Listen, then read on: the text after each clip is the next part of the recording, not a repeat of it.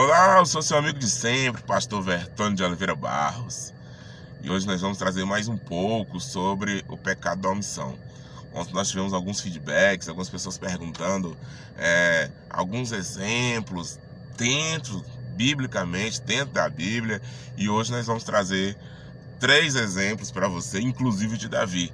Davi, ele teve uma oportunidade de ser omisso, né? Ele, num primeiro momento, ele queria ir para a guerra, ele queria guerrear, mas como Davi ainda era muito novo, seu pai disse: não, você vai ficar cuidando das ovelhas no pasto, você vai ficar cuidando das ovelhas. E assim ele fez, né? Mesmo contrariado, mesmo assim, mesmo aqui, ele foi para cuidar das ovelhas. E um certo dia apareceu um urso e um leão, né? Não necessariamente nessa ordem, mas o que Davi fez? Ele mata o urso e o leão. Mas ele poderia ter cometido um pecado da omissão bem ali. Ele poderia ter dado um passo atrás. Ele poderia ter dado um passo atrás e ter deixado o urso e o leão devorar todo o rebanho do seu pai. Mas não, ele, em vez de dar um passo atrás e ser omisso com aquela situação, ele deu um passo à frente e foi lá e fez o que era para se fazer. Ele foi lá e guerreou. Em nome de Jesus, ele foi lá e matou o urso, matou o leão, cuidou das ovelhas do pai como se fosse para o próprio Deus. Ele não foi omisso diante da situação. E é o que mais a gente vê por aí onde a gente anda, seja dentro de igreja, seja fora da igreja, seja no seu ambiente de trabalho. São pessoas omissas. Ah, se fosse comigo, eu faria até alguma coisa, mas não foi. Então fui omisso com relação àquela situação. Dentro das igrejas é aquela pandemia que está acontecendo, é um pandemônio que está acontecendo dentro das igrejas, porque é um pecado que está entronizado, é a normalidade do inimigo que está dentro das congregações. É o pecado da omissão, né? O dizimista, os irmãos vê alguém fazendo alguma coisa, a liderança fazendo alguma coisa e não dizem nada, não fazem nada, não comentam. Aliás, até comentam, né? Cometem outro pecado, que é o pecado do fuxico. É melhor fuxicar do que entrar na solução, do que tentar entrar na solução. Então está sendo entronizado de uma forma demoníaca este pecado da omissão, né? E Davi, ele não comete o pecado da omissão, ele entra com a solução, que é dar um passo à frente e destruir, matar o urso e o leão e cuidar das ovelhas do pai como se fosse para o próprio Deus. Já no livro de Samuel, no 1 Samuel 15, nós encontramos a história de Saul, né? Nesta fase, Samuel pede a Saul que mate o rei dos amalequitas. E ele vai lá e faz em partes, né? Porque a ordem foi para matar todo mundo, todos os despojos, todas as suas crias, todas as crianças, tudo. E o que Saul faz, né? Ele preserva o rei Agag, né? O rei dos amalequitas vivo, e o melhor da sua terra também, as suas ovelhas, os seus gados, as suas vacas, as suas ovelhas, os seus cordeiros. E quando Samuel fica sabendo, ele: nossa, Saul, o que você fez? Ah, eu fiz o que você ordenou. Eu fiz o que você ordenou. Eu fui lá e matei todos. Ou seja, ele cometeu o pecado da omissão, porque ele não mentiu, mas omitiu os fatos, né? Ele não mentiu 100%, mas ele omitiu os fatos. O fato dele ter trazido vivo o rei, trazido vivo vacas, ovelhas, o melhor que o rei tinha, para supostamente fazer uma oferta ao Senhor. Aquela famosa frase que todos conhecem, quando dizem que é melhor obedecer do que sacrificar, né? Então é melhor você obedecer a Deus do que sacrificar. É melhor você fazer algo para Deus nesse momento do que sacrificar. Então ele faz essa omissão. Ele não diz o que ele realmente fez, né? Ah, eu fui lá e fiz o que você mandou, mas em partes, né? Ou seja, hoje em dia tá assim. Vamos fazer um trabalho, vamos fazer isso, vamos fazer aquilo. E é muito árduo o trabalho, muito pesado. Não, vamos fazer em partes aqui. Não precisa ninguém saber. Não precisa a gente esconder o que a gente fez. Vamos dizer que a gente fez, mas, sei lá, veio uma chuva, veio uma tempestade, afastou o que a gente fez, esculhambou, não sei. É o pecado da omissão. É de tantas formas, de tantos jeitos, que a gente fica sem jeito até de escutar esse tipo de coisa, até de dizer esse tipo de coisa. E quando eles foram e fizeram tudo isso, ele comete este pecado da omissão, que é trazer o rei, né, vivo. Mas façamos a metade, né? Vamos fazer, mas vamos fazer assim, né? Vamos fazer, mas vamos fazer de um jeitinho, né? Que era israelita, mas um jeitinho hoje, que a gente pode dizer um jeitinho brasileiro. Um jeitinho aonde lá na frente você paga o preço, meu irmão, minha irmã. Você que está aí se escondendo atrás. Ah, a liderança está fazendo assim. Ah, o fulano está fazendo assado. Você está omisso diante de determinadas situações. Creia no Todo-Poderoso, tenha fé, né? Encare esse problema de frente. Encare esse problema de frente, com raça, com determinação, que Deus com certeza Ele vai fazer algo para a sua vida ainda nesse tempo, vai te honrar nesse tempo ainda, em nome de Jesus.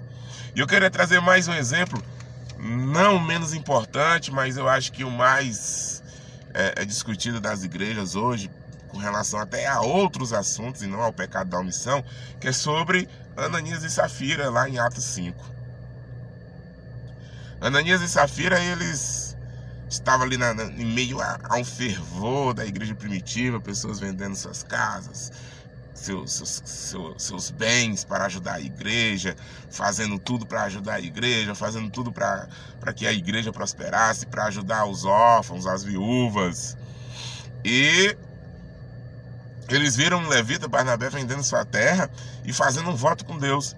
Barnabé fez um voto com Deus e disse: eu vou vender uma terra, e caso esta terra, fez um voto com o Todo-Poderoso, se eu alcançar um valor a mais, este valor a mais eu vou depositar na bolsa comum.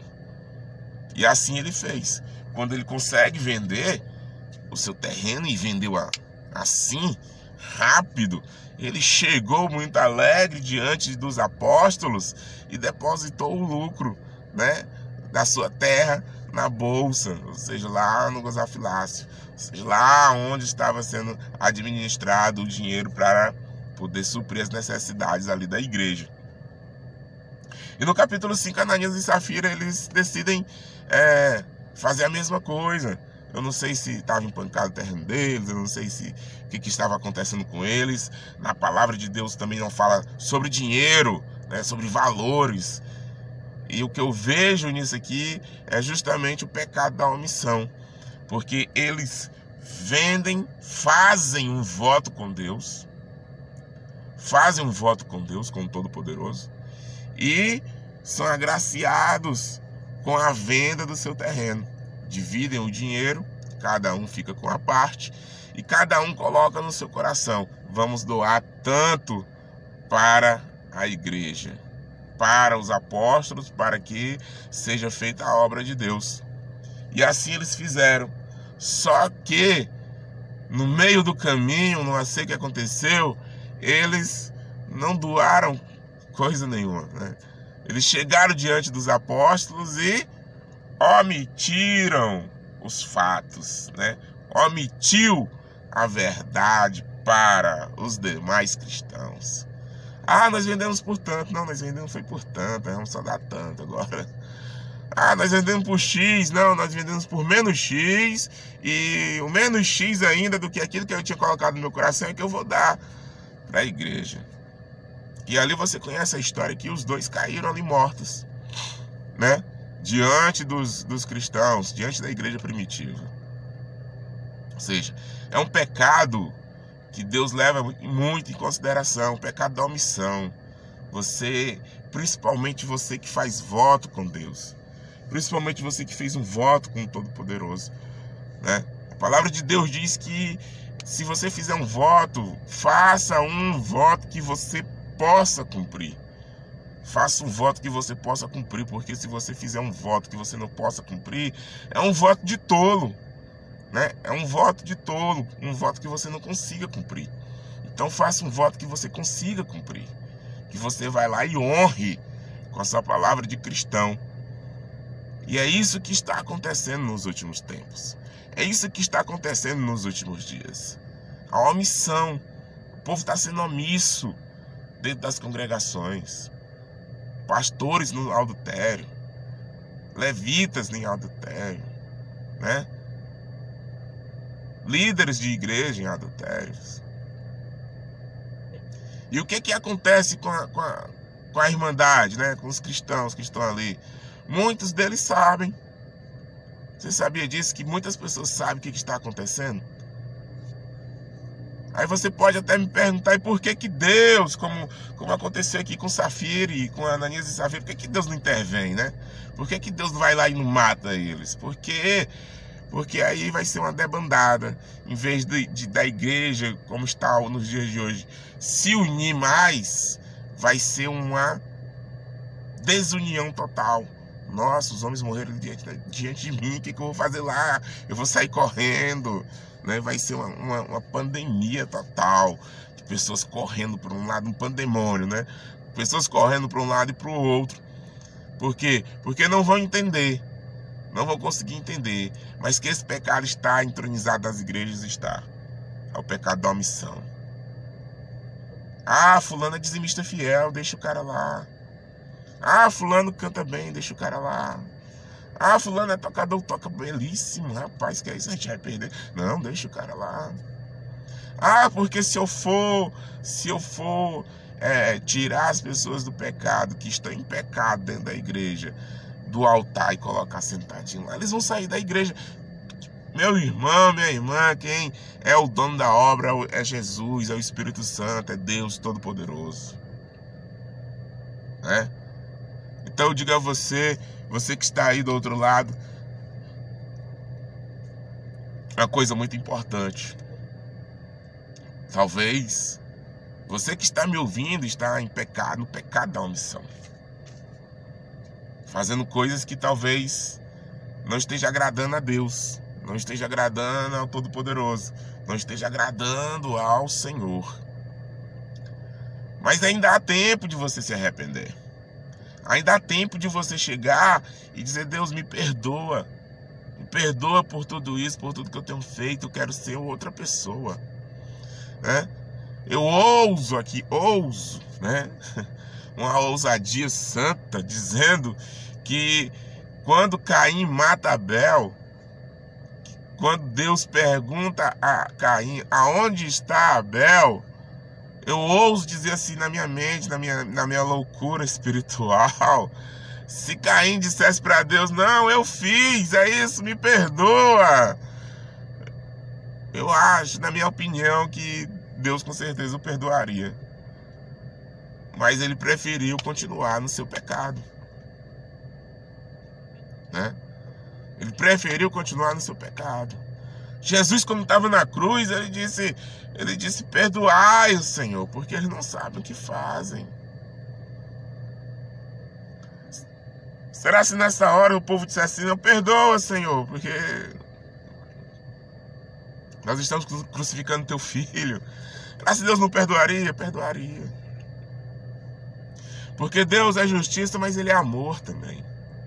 Então, meu irmão, minha irmã, você que ainda está cometendo o pecado da omissão, seja ele qual for, né, o seu pecado, pensando que Deus não está vendo, Deus está vendo tudo isso.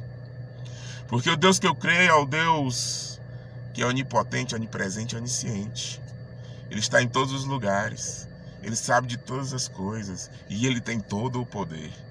Então, volte ao primeiro amor. Tem pessoas que chegam para mim: não sei como é que eu faço para voltar ao primeiro amor. Pare de pecar. Pare de ser um pecador. O menor pecado que seja. Não tem essa história de pecadinho, pecadão. É pecado.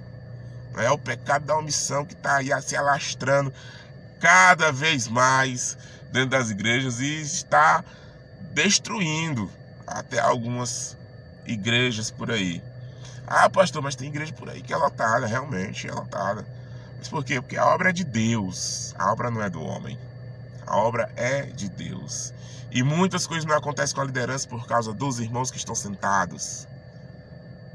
Porque se acontecesse com a liderança, os irmãos sairiam e não voltariam nem para essa igreja, nem para outra, e nem para outra, e nem para outra. Né? Principalmente agora. Quantos pecados da omissão não foi feito agora, nesse período da pandemia? Irmãos com Covid. Irmãos com Covid adentrando nas igrejas. Liderança com Covid. Ah, ninguém sabe. Não, ninguém sabe, mas Deus sabe, meu amigo. Deus sabe, você pode ter certeza. Aí depois tá lá na igreja glorificando a Deus. Ah, Deus me libertou, Deus fez isso, Deus fez aquilo. E tem irmão que não entende, continua lá, sendo participante desse pecado da omissão.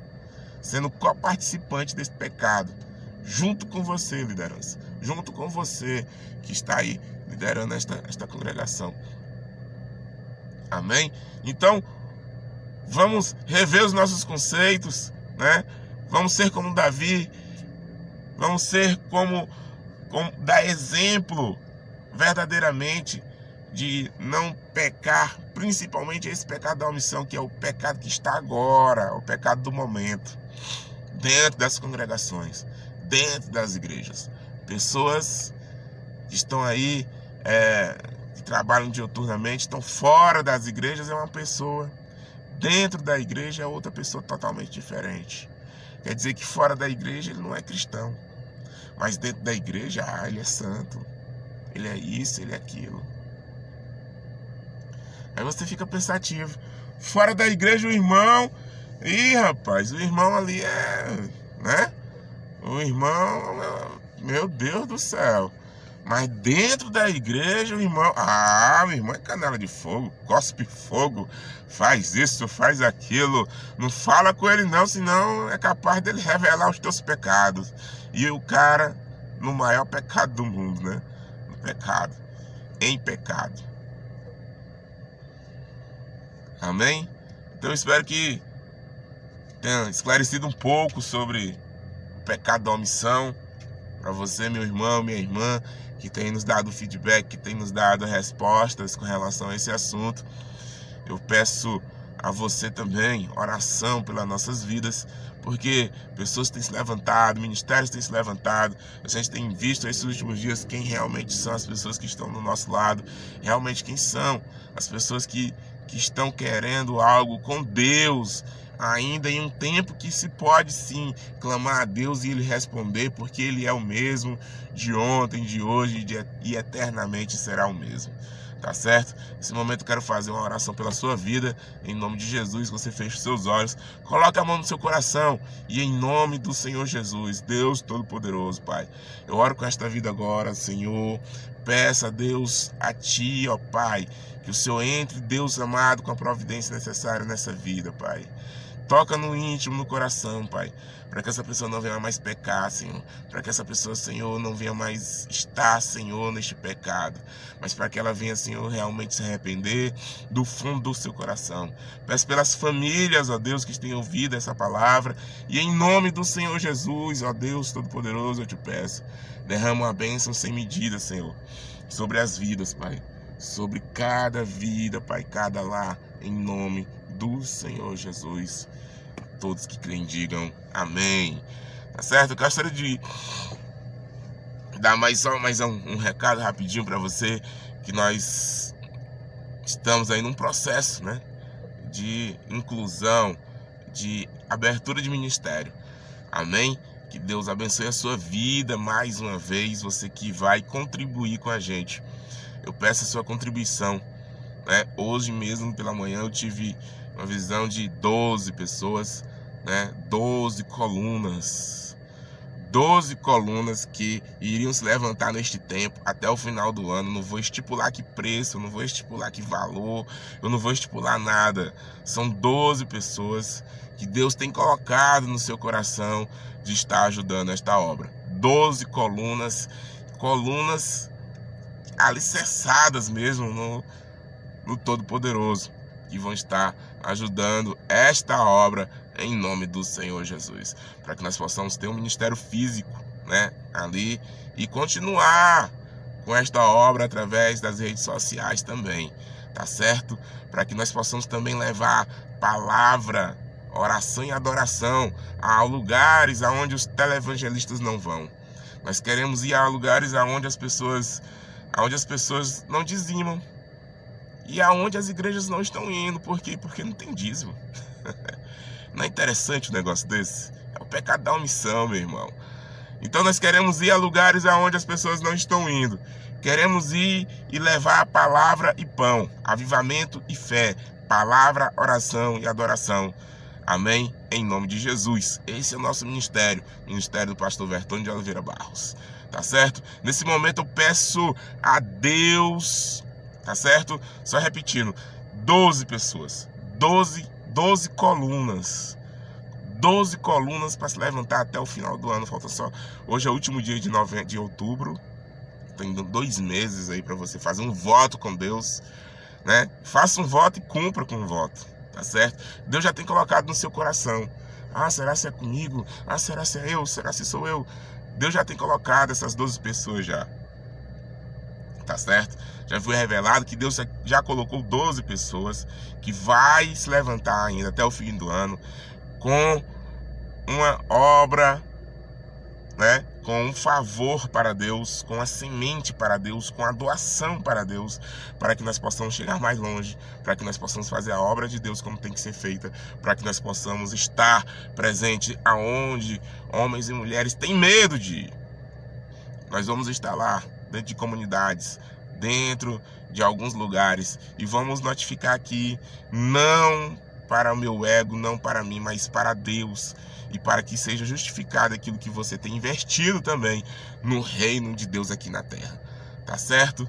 Então eu peço mais uma bênção especial ao Todo-Poderoso nesse momento sobre a tua vida, meu irmão, minha irmã, e essa bênção é que o amor de Deus Pai, a graça do Senhor Jesus, a comunhão, as consolações do Espírito Santo de Deus, seja com todos nós, igreja do Senhor, não somente hoje, mas para todo e eterno sempre. E você que acredita fielmente nisso, nesta obra, diga bem alto e bem forte comigo, amém, e graças a Deus.